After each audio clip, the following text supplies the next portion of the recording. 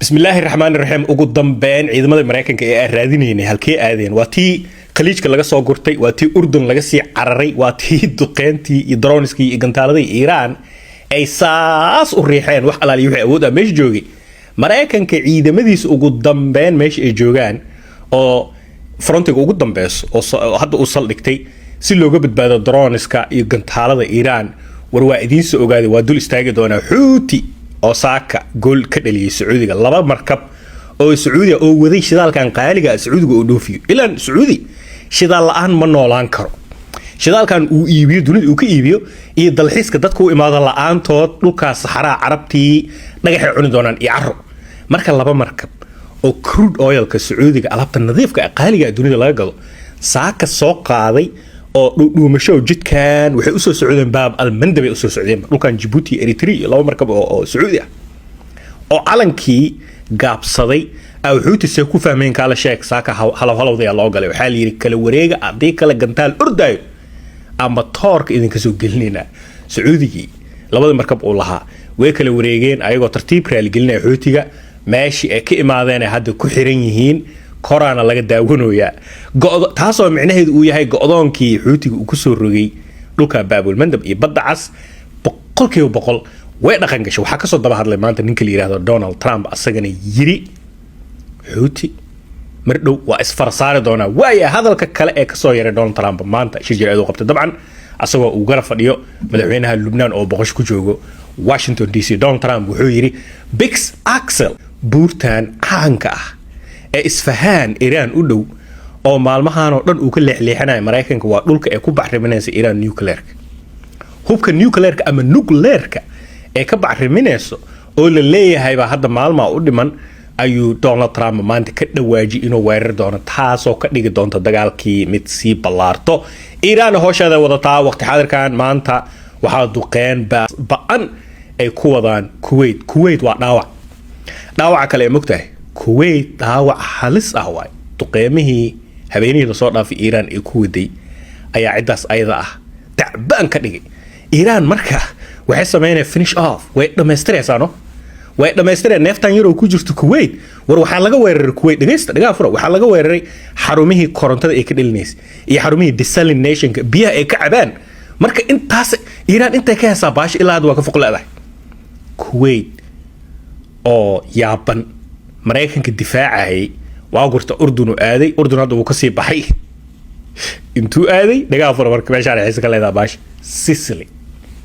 ciidamada Mareykanka ahaa ee difaacooday cirka iyo gantaaladoodii iyo ciidamadoodii iyo adduunkoodii iyo diyaaradahoodii oo dhan la soo baxay ee kala soo baxay Kuwait ee kala soo baxay Qatar ee kala soo baxay Bahrain ee kala soo baxay Imaaraadka Carabta iyo Oman Mareykan dib u soo gurtay xitaa Sacuudiga qaar uu ka soo qaaday waa tii Urdun liimid oo Mareykan uu islaha meel dheer waa Iran magaarayso afarta habeen la soo dhaafay lagu kala cararay askarta ugu badan hadda Mareykanka dagaalka intuu socday maalmihii la soo dhaafay ee ku dhinteen dhulka asaga ah ee Urdun Mareykanka hadda wuxuu u gurtay dhulka fog badda Mediterranean-ka dhulkii Europe markii ugu horeysay ayuu Mareykanka aagiisii ugu dambeeyay uu ka furtay Sicily Talyaaniga taasoo marka sheekada dhigayso qosol yar leedahay islaantan gaaban gaabay kuusanay quruxay gabadhan iyo Trump isku dhacsiin sida ogtahay waxay isku dhaceen sheeko yar oo iska ciyaal dadka xasuusto sawir ila galay dhaxday waa diiday waa Trump laha taas waxa kaaga sii daran gabadhii Israa'iisha Mareykanka wada hadlay Israa'iisha Mareykanka waxay dhaheen emergency u baahanaa meel ciidamadeena Mareykanka ay ku baakino Urdun duqeyn baan socod Soomaaliya marka weyn oo Mareykanka wuxuu yaalaa xeebta Israa'iil oo lagu daabulaayo muxuu agabka Mareykanka islaanta marka waxay tiri aniga dagaalkan Iran ha ay soo xawilin wax yani marka Mareykan wuxuu cugsaday qodobka NATO Talyaani NATO ka mid tahay waa in sharciga wuxuu dhigayaa NATO markii emergency u baahan tahay meel ay ku baakinto waa ina fasaxda adiga almuhim marka Mareykanka wuxuu ku qasbay Talyaaniga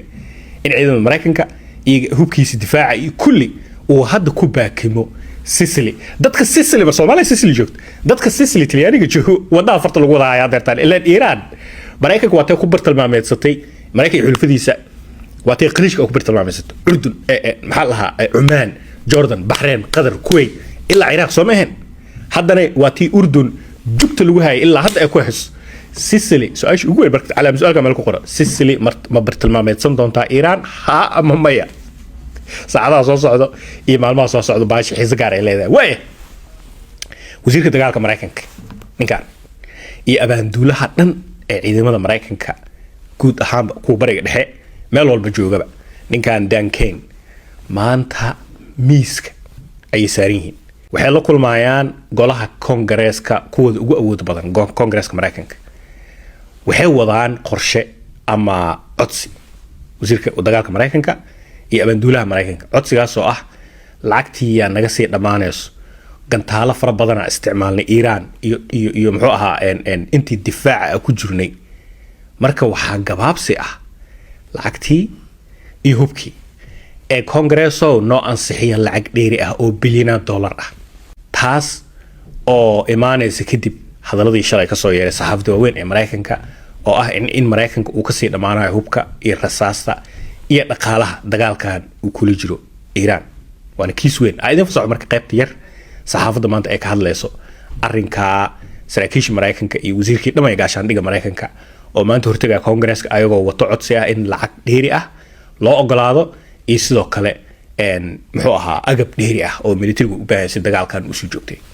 The president's top military leaders will be on the Hill in a matter of hours, seeking emergency funding to maintain the operation and replenish weapon stockpile. Waaya halka markay maraysa marka baashi xiisa gaar ay leedahay wada jeedaan in Mareykanka dagaalka cirka duqeyn hadda tusaale yar Soomaaliya meeqa sano ayuu Mareykanka duqeyn cirka ka wada ada ku weydiinaa adigaas 20 iyo waa sax runtaa waa 27 sano 28 sano say maraysa inta duqeyn cirka ah Mareykanka uu ku wado al-shabaab iyo Daesh ma maqashaa marka al-shabaab baaba'ay oo laga ciribtiray dhulka iyo Daesh ma maqashaa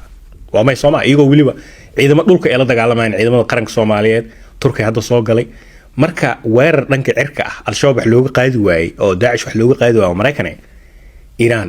xaqiiqda marka laga hadlo waxba uga ma qaaday taas waa iska cadda hadda habeen walba Mareykan waxba duqeeyo ku jira gaari meel yaalo oo Iiraan ala soo bandhigaa la duqeenayo xaafada Iiraan kamid ah waxa la soo bandhigaa Bandar Abbas iyo intaas la soo bandhigaa laakiin ash ugu weyn waxay tahay duqeymaha Mareykanka habeen walba uu wado wax ma juciyaan Iiraan ma ku daciifaysaa qobrada xus ku raacsan tahay waa maya balse Iiraan duqeeyay qaybta xiisa leedahay Soomaaliya Iiraan duqeynta ay ku wado Kuwait iyo Bahrain iyo Jordan iyo Oman iyo Urdun iyo Imaaraat Arab iyo Saudi intaba saameyn buuxda ay yeesheen wata Arabta maanta ee qarka u saaranta inay tugsadaan lacagtii ilaahay dhaqaale iyo wixii dhan laga qabtay